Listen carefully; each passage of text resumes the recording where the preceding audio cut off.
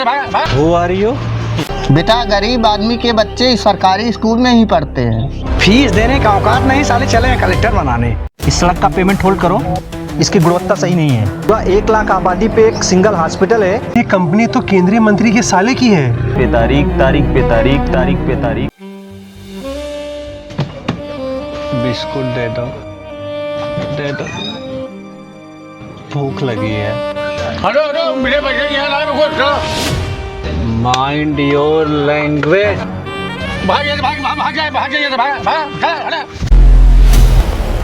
Who are you? अरे DM साहब आप। Don't touch me.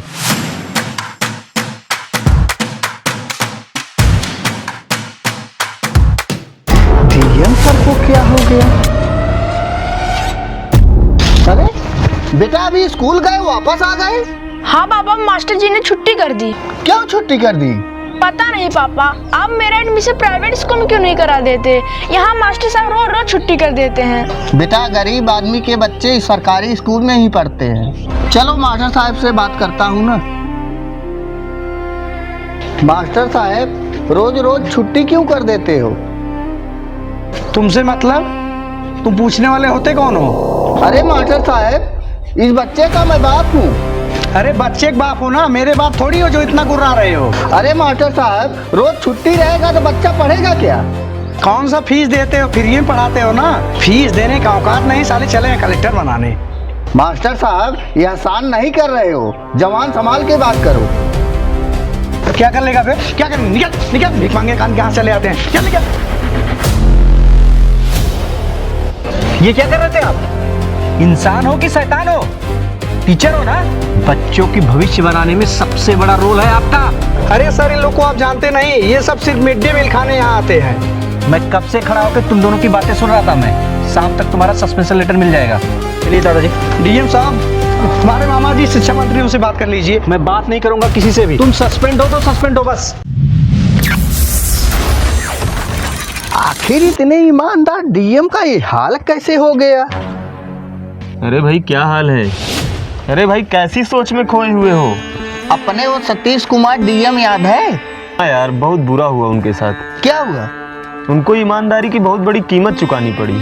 ईमानदारी की कीमत? अरे भाई कीमत ही तो है। 3 साल पहले नौकरी चली गई, 2 साल पहले जमीन जायदाद चला गया और अब पत्नी भी छोड़कर चली गई। ऐसा क्या हुआ उनके साथ?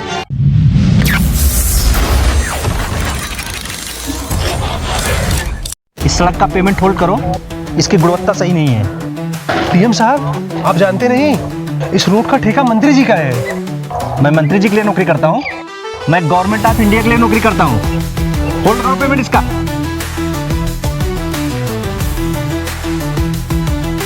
कलयुग में बेईमानों के साथ ईमानदारी दिखाने लगे थे।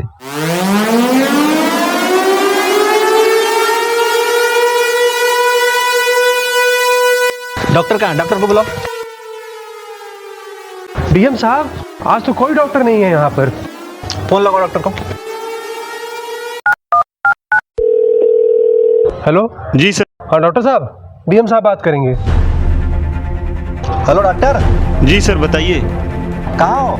सर आज मेरी शादी का सालगिरह, अभी मैं छुट्टी पे हूँ। डॉक्टर साहब पूरा 1 लाख आबादी पे एक सिंगल हॉस्पिटल है। अगर यहाँ पे किसी की मौत हो गई तो कौन जिम्मेदार होगा डॉक्टर साहब? Sorry sir. डॉक्टर साहब सॉरी और कुछ नहीं, शाम तक आपका इस्तीफा मेरे टेबल पर पहुंचना चाहिए, नहीं तो मैं निलंबन पत्र भेज रहा हूँ आपको। मानना पड़ेगा डीएम साहब कभी झुके नहीं, गरीबों के लिए भगवान थे। इस कलयुग में ना भगवान को भी परीक्षा देनी पड़ती है। ये नहर है? What is this?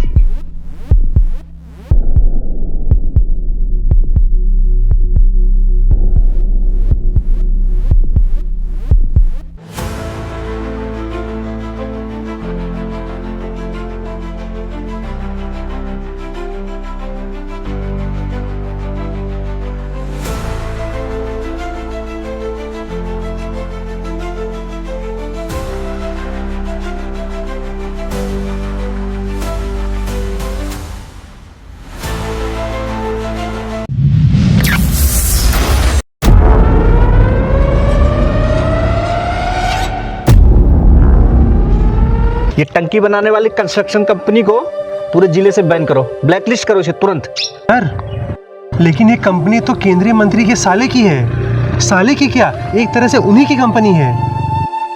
तो मंत्री भगवान है, जो भी गलत करेगा उसे पनिशमेंट जरूर मिलेगा।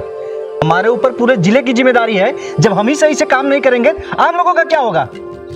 ब्लैकलिस्ट करो। क्या हुआ? उसके बाद डीएम साहब के ऊपर कुल घूस लेने के 26 मुकदमे दर्ज हुए, जिनमें सबकी गवाही हो गई कि उन्होंने घूस लिए थे। अपनी न्याय व्यवस्था तो जानते ही हो, तारीख पे तारीख, तारीख पे तारीख, तारीख पे तारीख, ऐसे करके डीएम साहब खुद एक बीती हुई तारीख बन गए।